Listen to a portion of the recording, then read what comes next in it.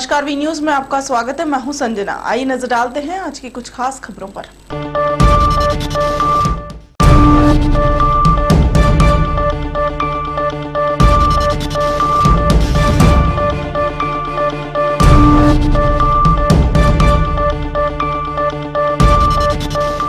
रांची शहर के लोगों को 2 महत्वपूर्ण सरकारी योजनाओं का तोहफा मिलेगा। राज्य गठन के 15 वर्ष के बाद शहर के लोगों को कल बेहतरीन बस स्टैंड की सौगात मिलेगी। राज्य शहर के लोगों को 2 महत्वपूर्ण सरकारी योजनाओं का तोहफा मिलेगा। राज्य गठन के 15 वर्ष के बाद शहर के लोगों को कल बेहतरीन बस स्टैंड की सौगात मिलेगी। तो रांची के ड्रीम प्रोजेक्ट सीवेज ड्रेन की आधारशिला रखी जाएगी। गुरुवार को नगर निगम आयुक्त प्रशांत कुमार, ट्रैफिक एसपी मनोज रतन चौबे और चीफ इंजीनियर सुरेंद्र पासवान ने नवनिर्मित बस स्टैंड का निरीक्षण किया। 13 नवंबर को सुबह 10 बजे मुख्यमंत्री रघुवर दास सीवेज ड्रेन योजना का शिलान्यास न्यू पुलिस लाइन रामनगर में करेंगे। इसके बाद दोपहर 12:05 पर कंकड़ टोली सदरगढ़ में नवनिर्मित बिरसा मुंडा बस स्टैंड का उद्घाटन करेंगे। बस स्टैंड के उद्घाटन और सीवेज ड्रेन के शिलान्यास की तैयारियों में नगर निगम बुंदेलखंड इलाके में दूध से शुरू होने वाला दिवाली नृत्य एक दिन पहले ही शुरू हो गया। बुंदेलखंड में तीज त्योहार बड़े ही हर्षोल्लास के साथ मनाया जाता है। महोबा जनपद से लगे पर्यटन स्थल खजुराहो आने वाले विदेशी पर्यटक भी बुंदेलखंड की लोक कलाओं का जमकर लुत्फ लेते हैं। यही नहीं, इस लोक कलाओं और पर्वों को भारतीय रंग ढंग और बुंदेली जोश के साथ मनाते हैं। विश्व पर्यटन नगरी खजुराहो घूमने ताइवान देश का एक दल दीपावली पर्व में होने वाले लोक नृत्य से इस कदर प्रभावित हुआ कि सभी ने भारतीय पोशाकें पहनकर इस कला में ही डूब गए। बुंदेली भाषा में हो रही दिवाली के बीच विदेशियों का नृत्य ग्रामीणों को बड़ा भाया। Taipei India music and culture organization के 16 सदस्य दल ने गांव नहदोरा में पहुंचा तो लोग समझ नहीं पाए कि यह किस लिए आए हैं। जब लोगों ने इन्हें भारतीय वेशभूषा और हाथों में मोर के पंख लिए देखा तो कुछ समझ में आया।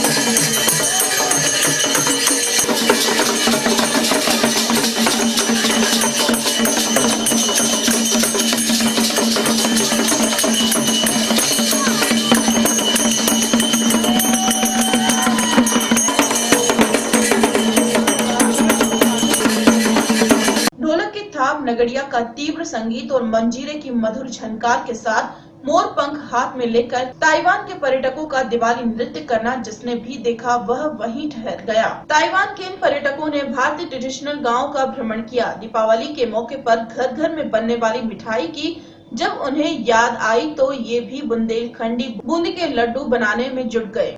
दरअसल बुंदेलखंड में दीपावली के दिन में चारवाही संस्कृति के दिवाली नृत्य का आगाज होता है। जो लोग इस नृत्य को करते हैं वह मौन धारण कर लेते हैं। इस कारण इस नृत्य को करने वालों को मोनिया और नृत्य को मोनिया नृत्य भी कहा जाता है। इसमें एक गायक भी लोक परंपराओं के गीत और भजन गाता है और उसी पर दल के सदस्य नृत्य करते हैं।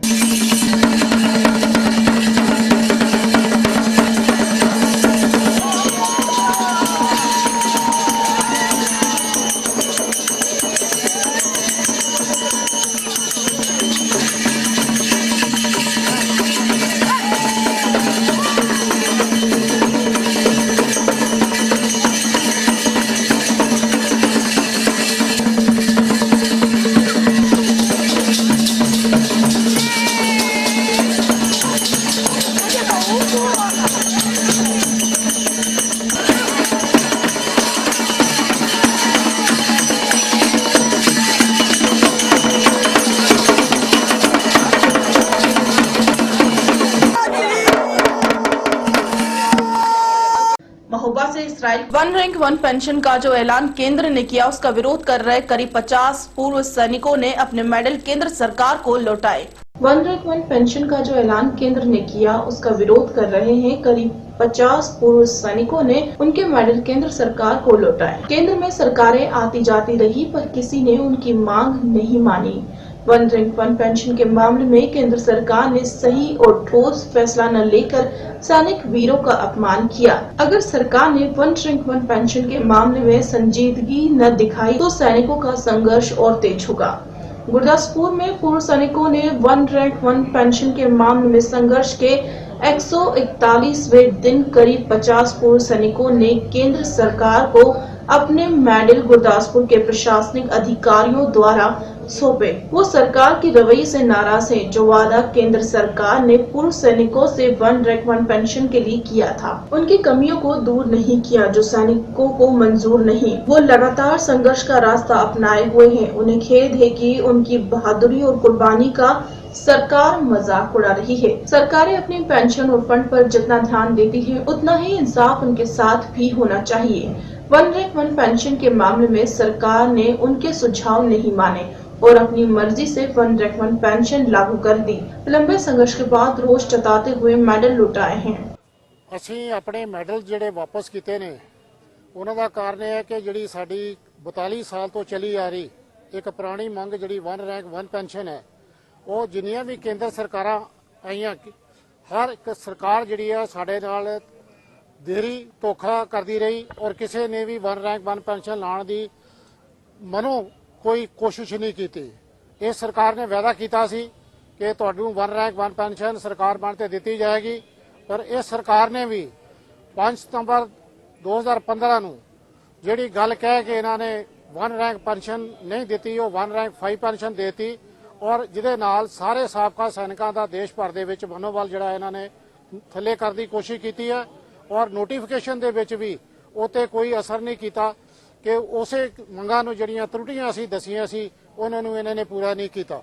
ਅਸੀਂ ਚਾਹੁੰਦੇ ਹਾਂ ਸਰਕਾਰ ਕੋਲੋਂ ਕਿ ਇਹ ਨੋਟੀਫਿਕੇਸ਼ਨ ਵਿੱਚ ਅਮੈਂਡਮੈਂਟ ਕਰਨ ਔਰ ਜੋ ਸਹੀ ਅਸਲੀ ਸਾਡੀ ਵਨ ਰੈਂਕ ਵਨ ਪੈਨਸ਼ਨ ਹੈ ਉਹ ਸਾਨੂੰ ਦਿੱਤੀ ਜਾਵੇ। ਅੱਜ ਸਾਡੇ ਮੈਡਲ ਵਾਪਸ ਕਰਨ ਦਾ ਬੜਾ ਸਿੱਧਾ ਕਾਰਨ ਹੈ ਜੀ ਕਿ ਸਾਡੀਆਂ ਡਿਮਾਂਡ ਸੀਗੀ ਵਨ ਰੈਂਕ ਵਨ ਪੈਨਸ਼ਨ ਦੀ, ਜਿਹੜੀ ਕਿ ਗਵਰਨਮੈਂਟ ਨੇ ਨਹੀਂ ਮੰਨੀ ਤੇ ਅਸੀਂ ਬੜੀਆਂ ਇਹਨਾਂ ਦੇ ਅੱਗੇ ਬੇਨਤੀਆਂ ਵੀ ਕੀਤੀਆਂ, ਇਹਨਾਂ ਨੂੰ ਅੱਗੇ ਤਾਕੀਦ ਕੀਤੀ ਕਿ ਸਾਨੂੰ ਇਹ ਵਨ ਰੈਂਕ ਵਨ ਪੈਨਸ਼ਨ ਦਿੱਤੇ ਜਾਏ। ਲੇਕਿਨ ਇਹ ਬੜੀ ਹੈਰਾਨੀ ਦੀ ਗੱਲ ਹੈ ਕਿ ਇਹ ਸਭ ਕੁਝ ਜਾਣਦਿਆਂ ਹੋਇਆਂ ਕਿ ਅਸੀਂ ਮੁਲਕ ਦੀਆਂ ਕੁਰਬਾਨੀਆਂ ਦਿੱਤੀਆਂ, ਜਿਵੇਂ ਅਸੀਂ 65 ਦੀ ਲੜਾਈ ਦੇ ਵਿੱਚ, 72 ਦੀ ਲੜਾਈ ਦੇ ਵਿੱਚ, 71 ਦੀ ਲੜਾਈ ਦੇ ਵਿੱਚ ਅਸੀਂ ਇੱਕ ਐਸਾ ਚੀਜ਼ ਪੈਦਾ ਕੀਤੀ ਜਿਹੜੇ ਕਿ ਦੁਨੀਆ ਦੇ ਵਿੱਚ ਇੱਕ ਮਿਸਾਲ ਹੈ। 1 ਲੱਖ ਕੈਦੀ ਕਰ ਲਿਆ, ਇੱਕ ਨਵਾਂ ਮੁਲਕ ਬਣਵਾ ਦਿੱਤਾ, ਲੇਕਿਨ ਉਹਦੇ ਵਿਵਸ ਦੇ ਬਾਅਦ ਸਾਨੂੰ ਇਹ ਅਗਰ ਮਿਲਦਾ ਵਾ ਕਿ ਸਾਡੀਆਂ ਮੰਗਾਂ ਵੀ ਨਹੀਂ ਪੂਰੀਆਂ ਹੁੰਦੀਆਂ, ਸਾਨੂੰ ਬਹੁਤ ਦੁੱਖ ਹੁੰਦਾ। ਜਿਹੜੇ ਹੈਗੇ ਨੇ ਸਾਡੇ ਬਿਊਰੋਕਰੇਟਸ, ਉਹਨਾਂ ਨੂੰ ਵੀ ਥੋੜਾ ਜਿਹਾ ਸੋਚਣਾ ਚਾਹੀਦਾ। ਉਹਨਾਂ ਨੂੰ ਤਾਂ ਸਾਰੀਆਂ ਚੀਜ਼ਾਂ ਮਿਲਦੀਆਂ ਪਈਆਂ, ਉਹਨਾਂ ਦਾ ਵਨ ਰੈਂਕ ਵਨ ਪੈਨਸ਼ਨ ਚੱਲਦਾ ਪਿਆ, ਇਸ ਕਰਕੇ ਉਹ ਸਾਡੀ ਪਰਵਾਹ ਨਹੀਂ ਕਰਦੇ। ਸਾਡੇ ਜਵਾਨਾਂ ਦੀ, ਸਾਡੇ ਵੀਰ ਨਾਰੀਆਂ ਦੀ, ਸਾਡੇ ਅਫਸਰਾਂ ਦੀ, ਸਾਡੇ ਜੇਸੀਓ ਸਾਹਿਬਾਨ ਦਾ ਖਿਆਲ ਰੱਖਦਿਆਂ ਹੋਇਆਂ ਇਹ ਭਾਰਤ ਸਰਕਾਰ ਅੱਗੇ ਬੇਨਤੀ ਹੈ ਕਿ ਉਹ ਇਸ ਦੇ ਉੱਪਰ ਅਮਲ ਕਰਨ ਤੇ ਸਾਨੂੰ वन रैंक वन पेंशन का साड़ी डिमांड पूरी करन। स्वास्थ्य मंत्री अनिल विज ने गांव कलरहेड़ी के डंप तक 70 लाख रुपए की लागत से बनने वाली सड़क का शुभारंभ किया। क्षेत्र के लोगों द्वारा इस सड़क के निर्माण के लिए पिछले 40 वर्षों से लगातार मांग की जा रही है और स्वास्थ्य मंत्री ने लोगों की इस पुरानी मांग को पूरा किया है। यह सड़क कलरहेड़ी व आसपास के क्षेत्र नारायणगढ़ रोड से जोड़ने के लिए मुख्य सड़क होने के साथ साथ गुरुद्वारा पंजोखरा साहब जाने के लिए भी मुख्य रास्ता है। अनिल विज ने कहा कि कलरहेड़ी गांव के साथ लगती डिफेंस कॉलोनी के विकास के लिए 6 करोड़ 40 लाख रुपए की राशि स्वीकृत करवाई गई है। उन्होंने बताया कि कलरहेड़ी से मिलने वाली सभी सड़कों का पुनः निर्माण किया जाएगा। अनिल विज ने निगम के अधिकारियों को निर्देश दिए कि ये 40 साल बाद बन रही है, ऐसी सड़क बनाओ कि कम से कम 40 साल तक न टूटे। उन्होंने कहा कि उनकी सरकार ने जितना पैसा यहाँ के विकास के लिए दिया है, आज तक किसी पार्टी ने नहीं दिया। उन्होंने कहा कि हिंदुस्तान बनने के बाद जो अम्बाला के साथ नाइंसाफी हुई है, लेकिन उनकी सरकार में उसे पूरा करने की कोशिश करेंगे। देखिए, ये जो सड़क है लगभग 30-40 साल के बाद बनने जा रही है। बड़ा लोगों ने इसके लिए संघर्ष किया, लेकिन ये बन नहीं सकी और लोगों को इसको बहुत दिक्कत थी। पहले लोगों ने अपने पैसे इकट्ठे करके भी बना के गांव तक जाने का जुगाड़ किया था, लेकिन अब हमारी सरकार ने इसको बना दिया और कलर हेड़ी से आसपास सारे क्षेत्रों को जहां भी सड़क जा रही है, सारी सड़कों के निर्माण के हमने आदेश जारी कर दिए। उनके पैसे भी आ गए, उनके टेंडर भी आ गए। कलर रेहड़ी से एक भी रास्ता ऐसा नहीं होगा जो हम नई सड़क नहीं बना के दे रहे। यहाँ से पानी निकासी के लिए भी 55 लाख रुपए का नाला हमने मंजूर करा दिया और 2 चौपालें यहाँ पर अंदर बन रही हैं, जो जिनका निर्माण कार्य चल रहा है। लगभग 6 या 7 करोड़ रुपया कलर रेहड़ी के लिए, 6 करोड़ 40 लाख रुपया सिर्फ कलर रेहड़ी के लिए हमने किया है।